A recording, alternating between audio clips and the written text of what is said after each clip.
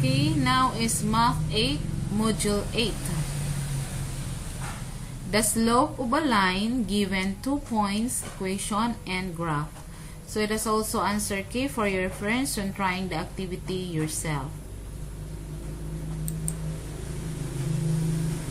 So Math 8, Module 8. The slope of a line given 2 points, equations, and graph. Slope can be denoted by m equals rise over run, or m equals y sub 2 minus y sub 1 over x sub 2 minus x sub 1. Example, find the slope of a line that passes through the following. Number 1, 2 and 5, 1 and 3. To get the slope, m equals y sub 2 minus y sub 1, so 3 minus 5, over x sub 2 minus x sub 1, so 1 minus 2, so negative 3 minus 5 is negative 2, 1 minus 2 is negative 1, so negative 2 divided by negative 1 is positive 2.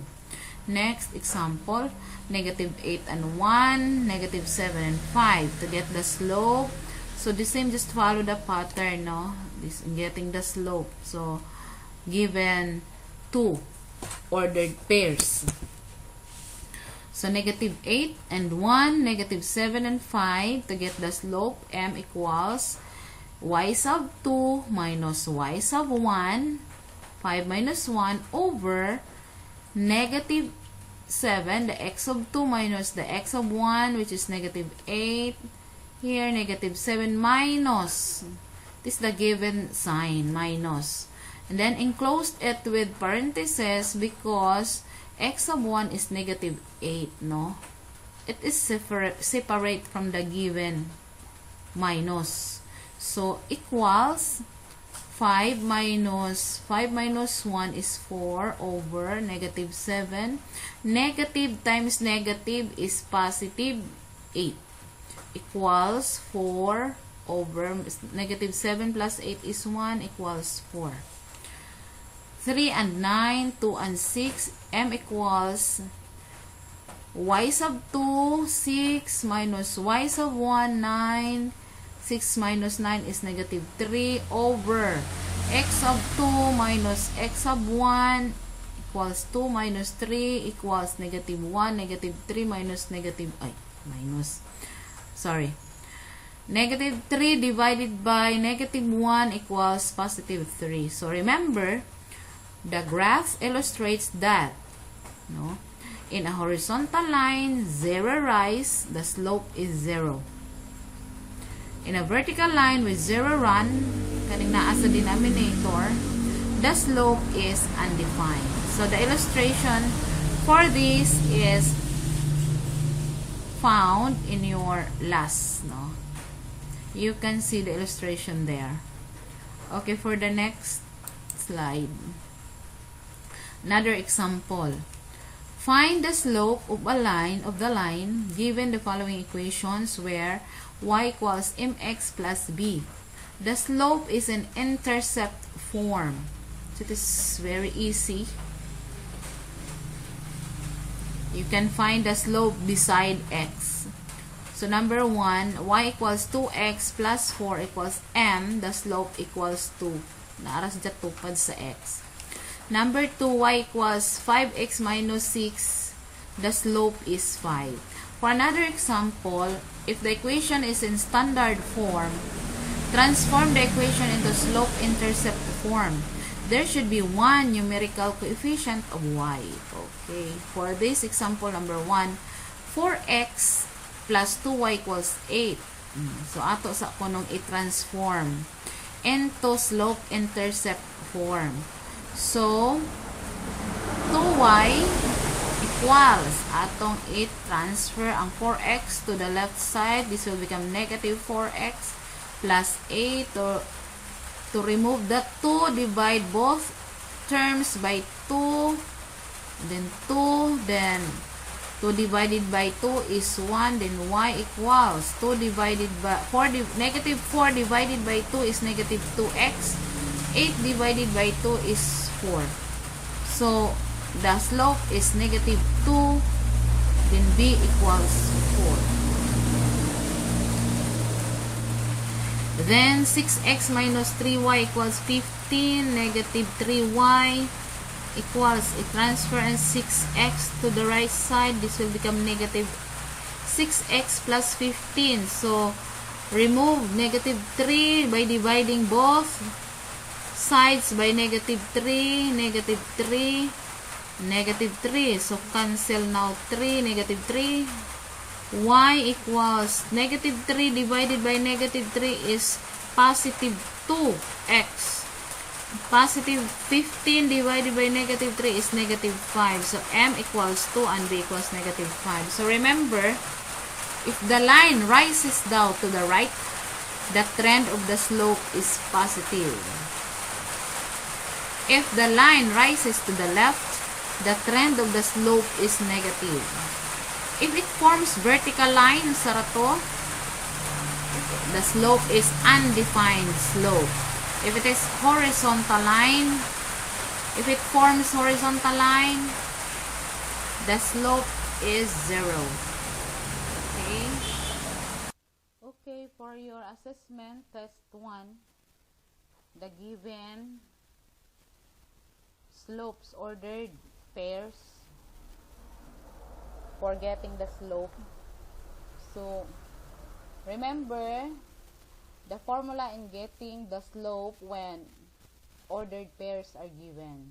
So, m equals y sub 2 minus y sub 1 over x of 2 minus x of 1. So, let's substitute. X minus 2 over 7 minus 3 equals, 6 minus 2 is 4, 7. Negative times negative is positive, so 7 plus 3 is 10. So, just reduce by its GCF. 2, 4 divided by 2 is 2, 10 divided by 2 is 5, so the slope is 2/5.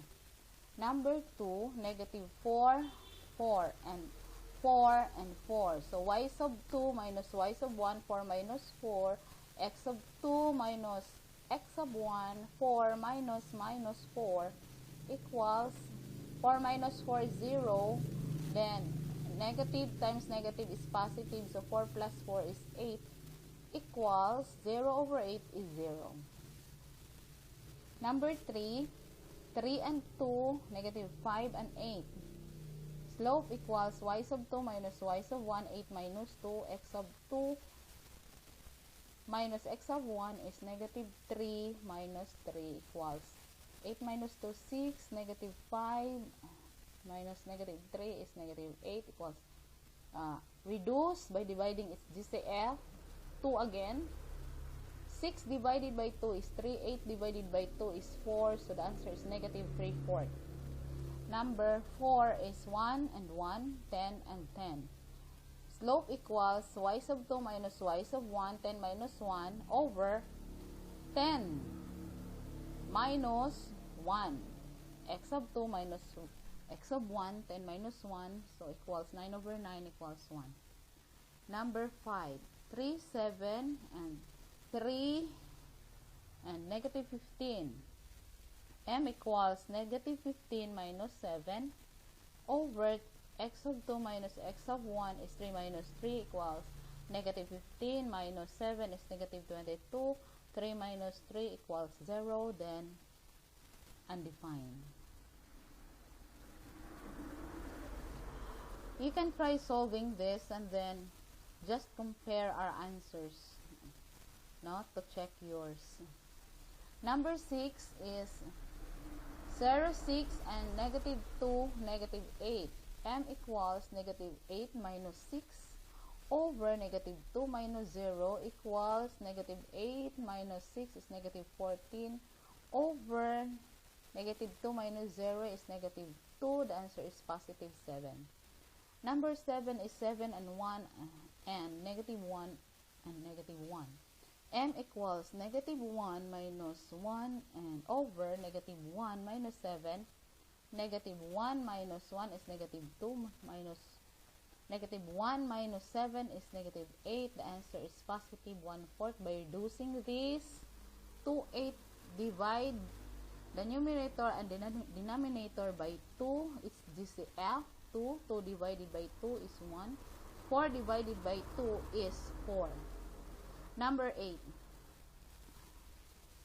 2 and 5, 1 and 3, m equals 3 minus 5, 1 minus 2 equals 3 minus 5 is negative 2, 1 minus 2 is negative, equals positive 2. Number 9.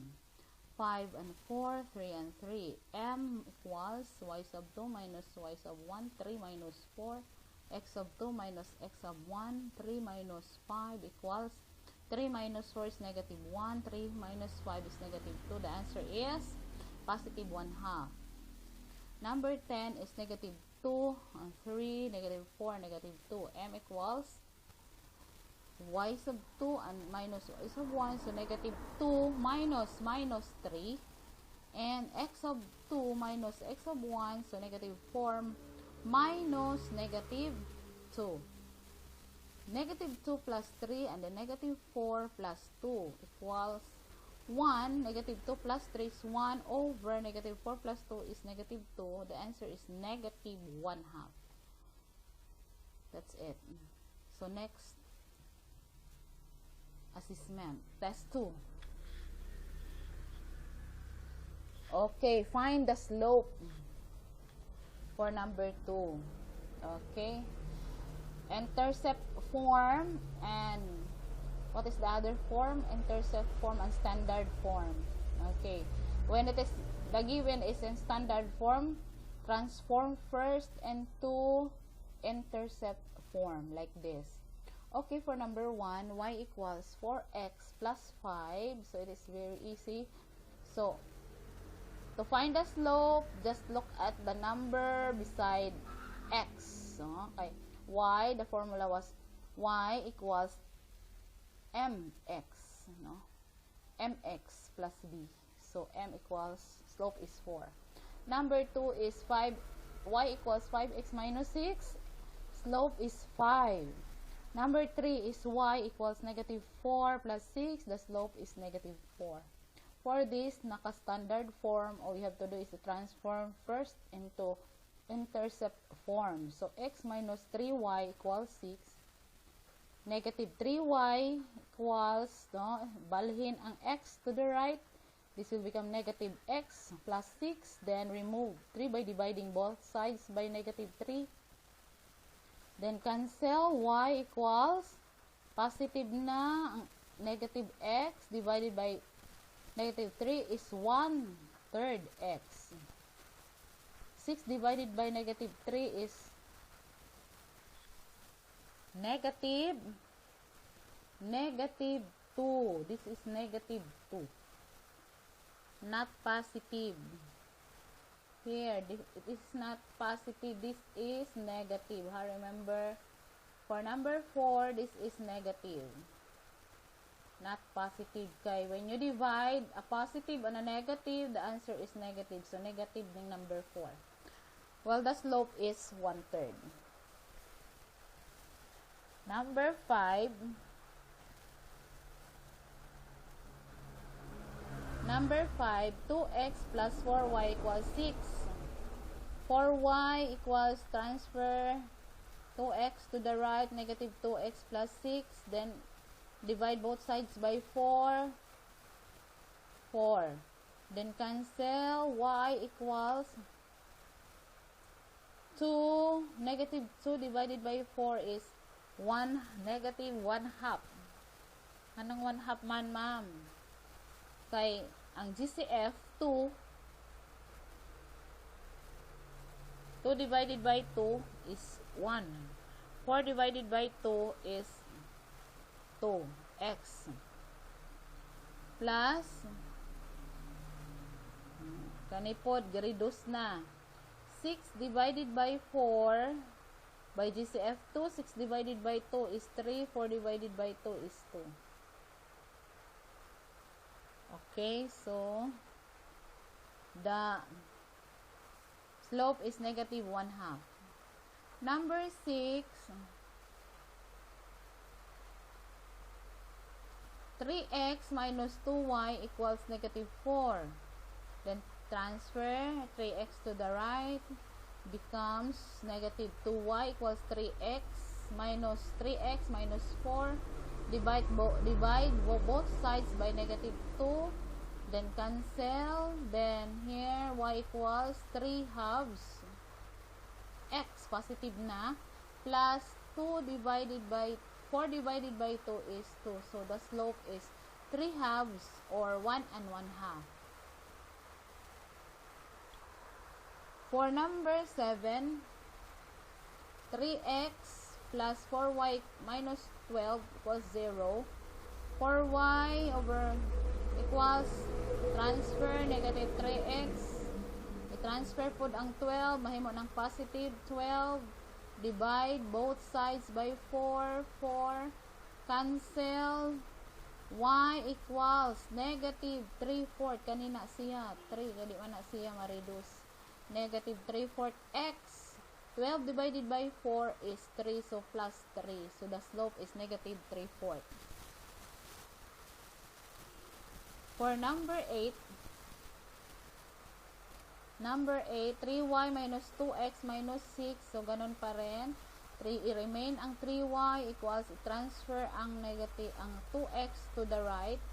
Mahimo ng positive 2x, ang 6 po, dibalhin po, mahimo ng positive x.